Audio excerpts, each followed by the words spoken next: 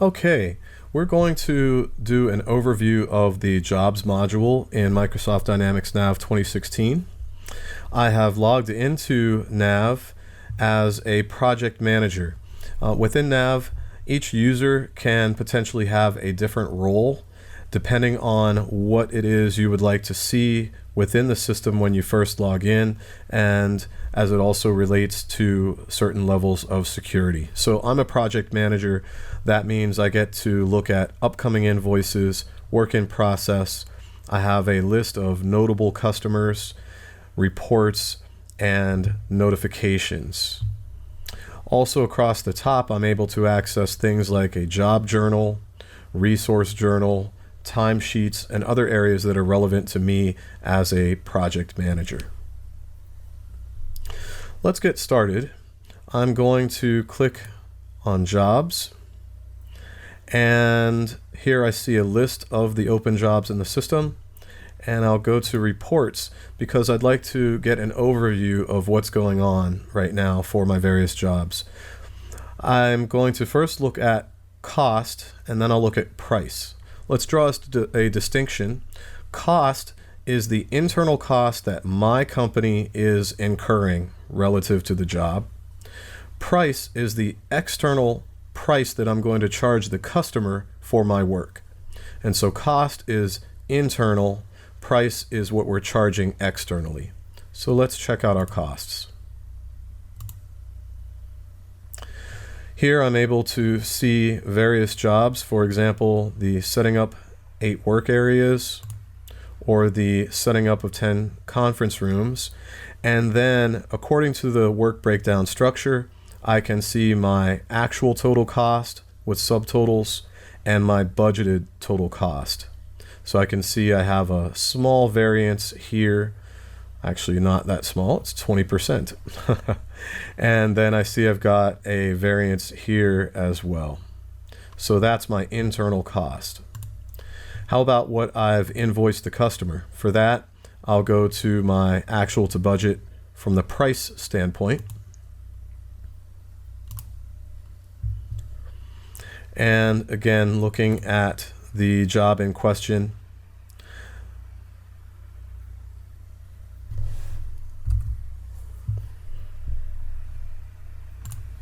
so I'll take a look at the job actual from the price standpoint. And again, looking at my jobs, it appears I have not invoiced anything. I've just got a budget, and so we've got some progress to make. If necessary, if I want to see some combination of views, I can click the job analysis report. And this allows me to pick what columns I'd like to see. So this is configurable for each user. And if I'm international, I can even choose whether to show it in my local currency or foreign currency. Now in this case, I'm looking at the contract price that I have budgeted to charge the customer, and my contract cost, which is what I estimated that I'll have to spend. Alongside that, I have my scheduled cost, which is what I'm internally managing to, and then I have my usage, which are my actuals to date. So we've got nice summary reports available here. If necessary, there are others available, and then if I need to, I can get all the way down to transaction by transaction detail.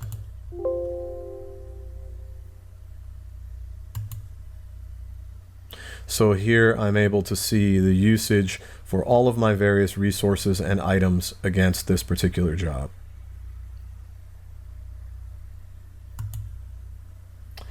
Now, if I want to get more information about the Guildford job, I'll simply double click it, and this is what we call the job card.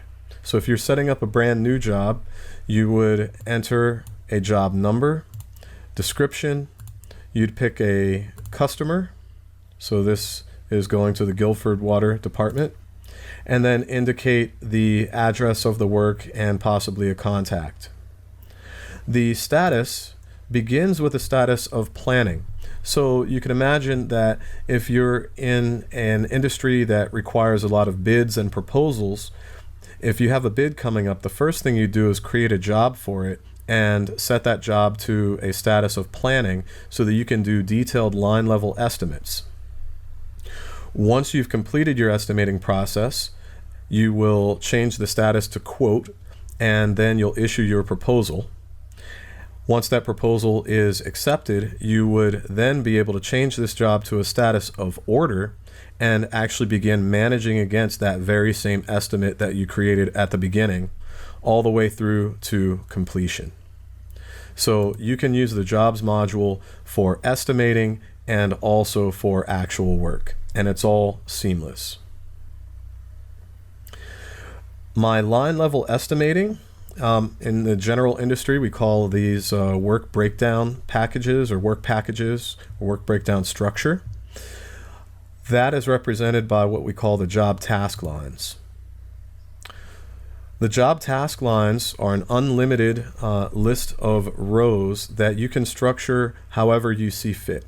If you've got a very detailed breakdown of a 2-year job, for example, you could have hundreds of lines if you choose. If you've got a 1-month job, you might set this up as just 1 or 2 lines, and you may not even do any indenting. In this case, we have a reasonably small job, or at least a reasonably small representation, where we are setting up 10 conference rooms, and we've broken it down by preliminary services with a subtotal, assembling the furniture with a subtotal, and then closing the job as well. So the job task lines are where we set up the overall work breakdown structure, and then I can go to one of these lines and drill down to what's called the job planning lines. This is where we do our detailed line level estimating.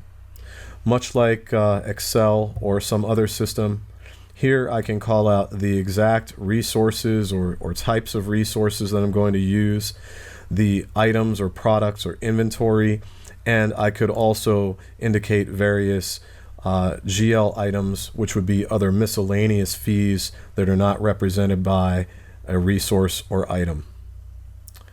Over toward the right, I see I've estimated 8 hours for the lift machine, 40 hours for Mark, 10 of these conference tables, etc. Also to the right, I have a unit cost. Again, this is what the job will incur internally from a costing standpoint. And then I have unit price, which is how much I will bill the customer for that line item. In this case, this example, we're really looking at more of a time and material style of billing. If I want to do milestone billing or progress percentage of completion style billing, that is definitely possible too. In that case, I would have costs associated with these, but I would put my unit price onto some other tasks which represent my various milestones. So I can do an example of that at some later date. All of these lines that I entered, of course, roll up to represent the overall scheduled total cost and total contract price for this particular task. Now, how do we start to incur cost and show that we've made some progress? There are 3 overall ways. The first way is by using our internal resources. In this example, my name is Mark. I'm a project manager. I am going to be charging some of my time against this job, and so I'll show you an example of that. And also as a project manager, I am the person who approves time, and so I'll show you an example of not only submitting my time, but also approving it. We'll go down to the timesheets area, and I'll highlight this timesheet and make my time entry. So I choose the Guilford job, and then I also indicate which task I was working on. And then I can say that I did 8 hours Monday, Tuesday, and maybe 12 hours on Wednesday because we had a deadline to meet. After meeting that deadline, I was exhausted. I needed some time off. Within the timesheet system, we can not only track time against jobs or time for meetings, we can also track absences. So I took the day off on Thursday and again on Friday. So it's important to note that the timesheet system within Microsoft Dynamics NAV is not just for tracking time against jobs, it's actually a full timesheet system. For example, there are people in my organization who don't really use the main ERP system. The only thing they need to use it for is to enter time. So what I can do is set the system up to make the timesheets remotely accessible, and then my field staff can log in from home or from a tablet in their vehicle and simply enter their time and submit it. This usage is called limited users, and those licenses for that style of user is actually far less expensive than the primary full licenses that your project managers and other office staff would use. So the timesheet system is very powerful, and it's also very cost effective for rolling out to your field staff whose only use of the ERP system might be submitting their time. Going back, I've filled out my timesheet for the week, and so I'm going to submit it. Now you see the status is submitted, and I've submitted 44 hours. Again, since I happen to be a project manager, I'm going to have the ability to also approve my own time. And so I'll go back to my role center and click Manager Timesheet by Job. I'll find that submitted time, and then I have the option to approve it or reject it. If I reject it, the original submitter can go in, reopen it, and change it and submit it again. In this case, I will simply approve it, and now it's listed as approved.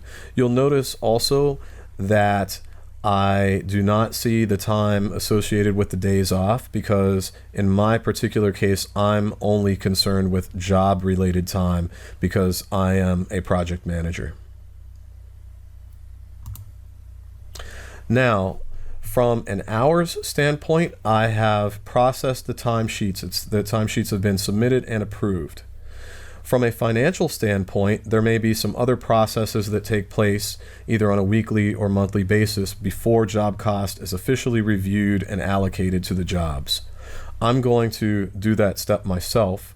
So I'm going to go to the job journal and suggest lines from the timesheets. This means I want to pull in all of the approved time and allocate it to jobs. And here I can see we've got 3 rows for the 26th, 27th, and 28th of Mark's time. And I can see that that time comes at some cost, $49.50. How is that $49.50 calculated? To find out, I will take a look at Mark's resource card. And here's what I see. He has a direct unit cost of $45. That might be what he is actually paid, whereas he has an indirect cost percentage of 10%. So that 10% might be a burden rate. You can fairly easily calculate the burden rate for your various categories of resources, and then for each employee or resource that you set up, you can give this indirect cost percentage, and thus the direct cost of $45 gets marked up to $49.50. If you need something more granular than that, by the way, we do have a whole table of costs, such that Mark, when he's doing certain work types, can be costed at different rates. So that might be relevant if he's doing straight time versus overtime versus double time, or it could be relevant if the amount charged to the job is dependent upon the type of trade or work that he's performing. So there's lots of functionality drilled down in that area.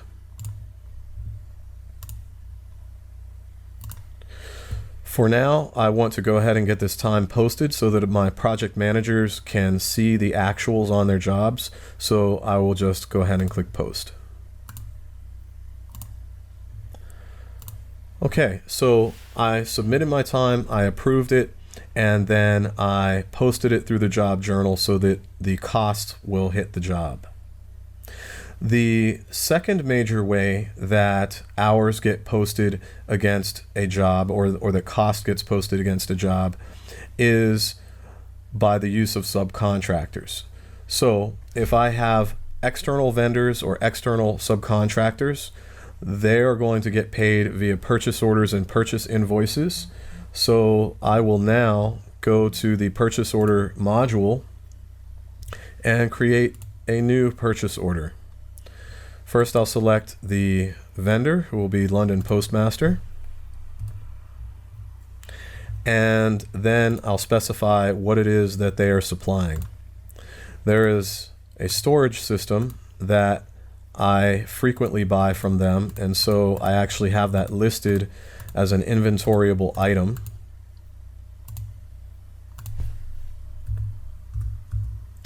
And I know the cost of that is going to be $9.46. If it differs, I can type over it. Let's make sure that we cost this to the job, and to the correct job, which will be Guilford, and to the correct task, which is the furniture assembly. Now, they are not only a vendor, but also a subcontractor of mine. So they're going to do some services for me. And for those, I don't have to treat them as resources. I don't really know all of their individual staff. And so I'm just going to charge this to a certain account.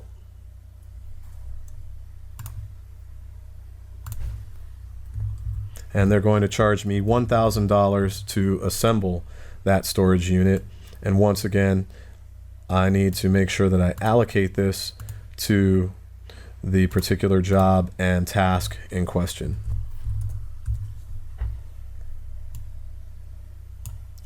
Super. So now I can get my grand total. So I'm spending $1,900 with London Postmaster for them to provide this storage system. And let's describe what they're doing. They are assembling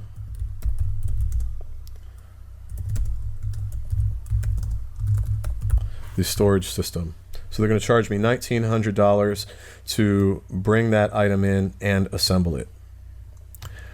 Now I have two steps. The first is when they complete their work and they deliver the item, I can post the receipt of the item and the completed services.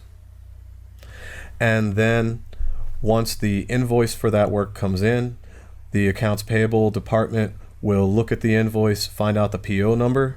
They will go and find this PO in the system. They will make sure that that work and product has been received.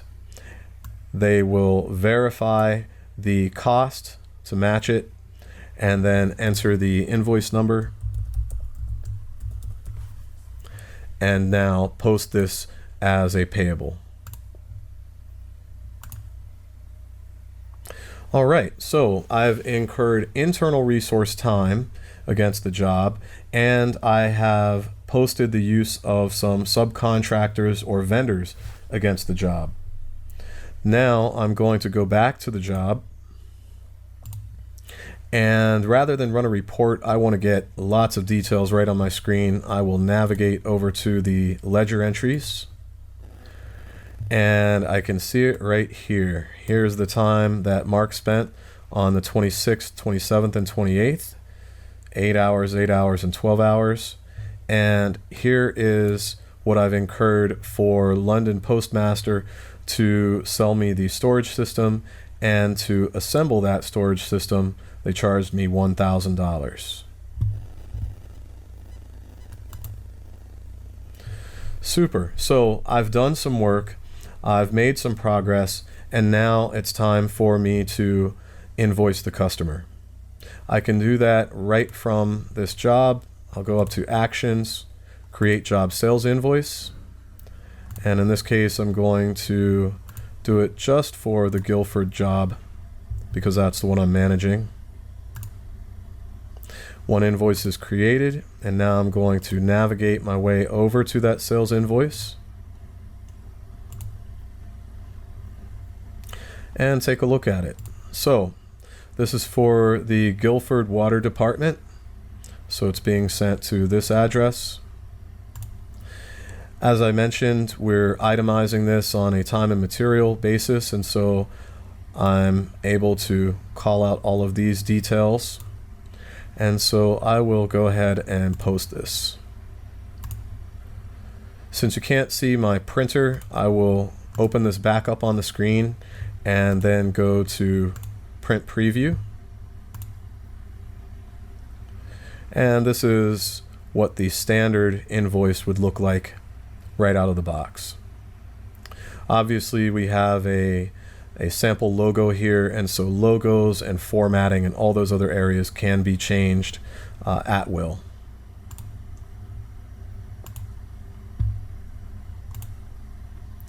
And now if I go back to my job list and I go to these reports, I can check my actual to budget, and I'll do that specifically for Guilford.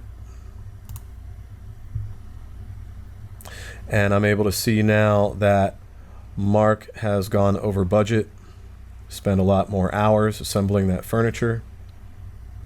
We also incurred an extra $1,000 for assembling that unit. If I check price, I can see now for the Guilford job that I have invoiced all of those line items. And once again, if I need to, I can go all the way down to job cost, transaction detail. This is basically showing me my ledger entries, and those ledger entries include the usage as well as the invoicing, which is called sale.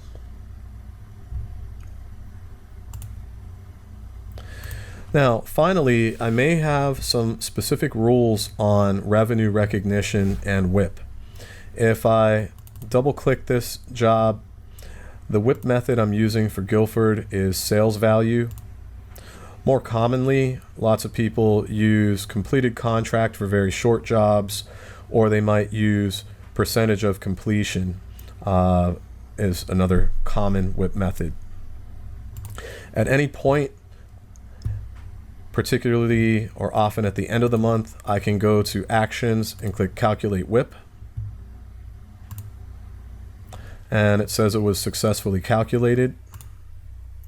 And then I can navigate and take a look at the WIP entries where the system has determined that I may need to reallocate some monies off of the P&L and up to the balance sheet as job costs.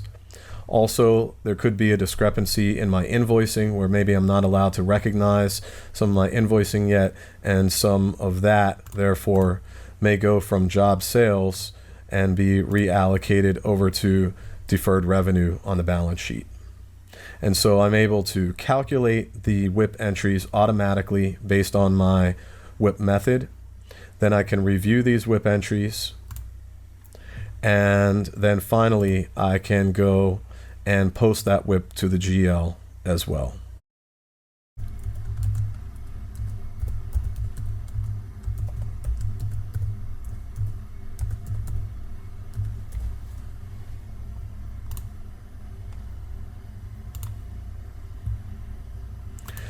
And so that's largely it.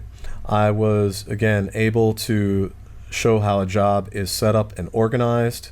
I was able to post the time for my internal resources and then also charge purchased items and purchased subcontract services against the job, invoice the job to the customer, and then run reports and calculate WIP in order to keep my general ledger accurate.